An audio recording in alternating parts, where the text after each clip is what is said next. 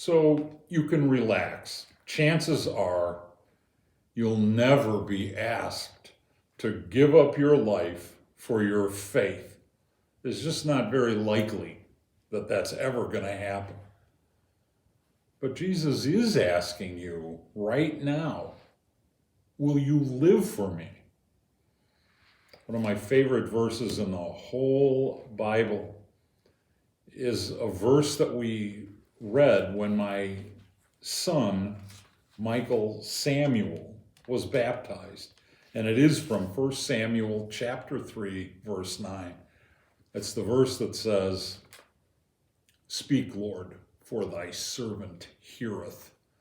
The scene depicted here takes place toward morning.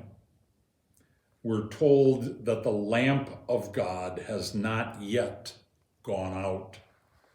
The call of the Lord, which consists in the mention of the person who is being called once or twice, happens 3 times without Samuel and Eli, who is mistakenly taken for the person who is calling, knowing what is happening. Only on the 4th occasion does Samuel give the answer suggested to him by Eli.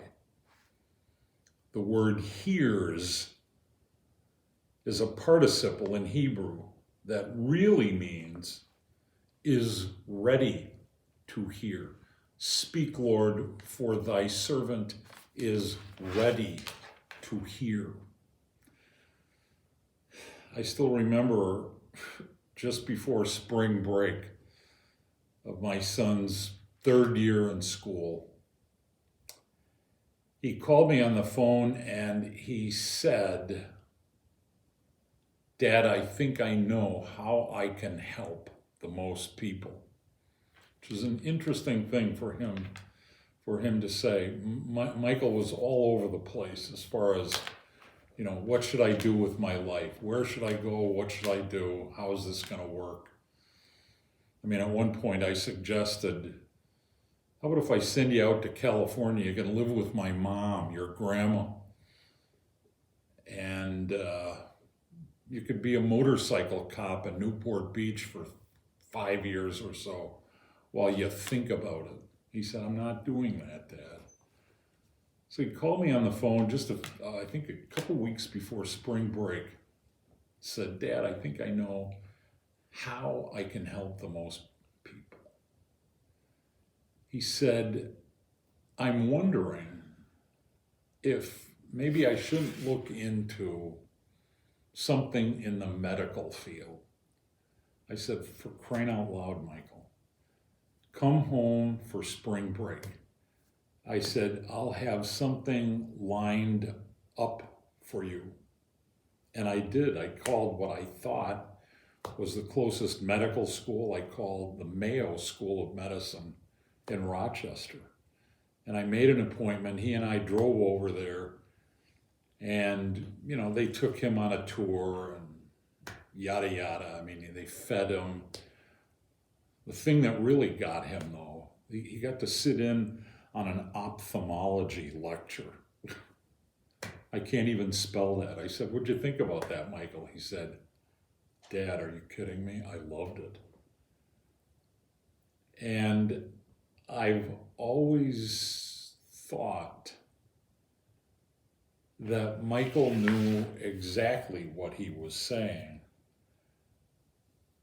when he said, "I think I know how I can help the most people."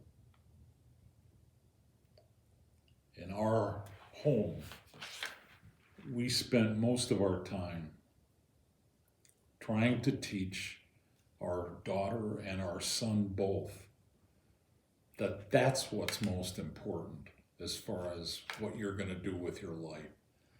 It doesn't have anything to do with how much money you're going to make, what other people are going to think about you or the work that you do. It really has to do with the difference that you can make for other people.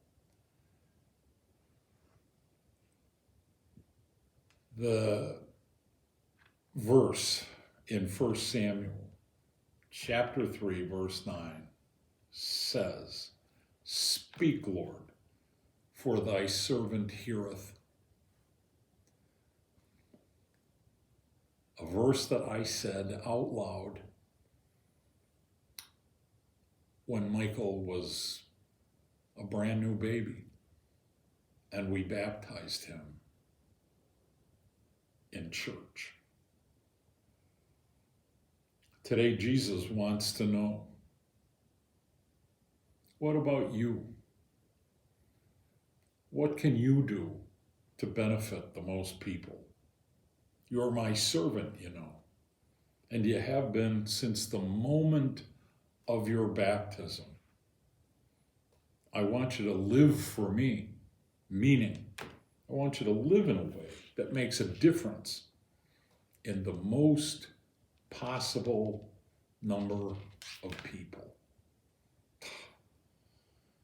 You and I know that's really what Grace to Go looks like.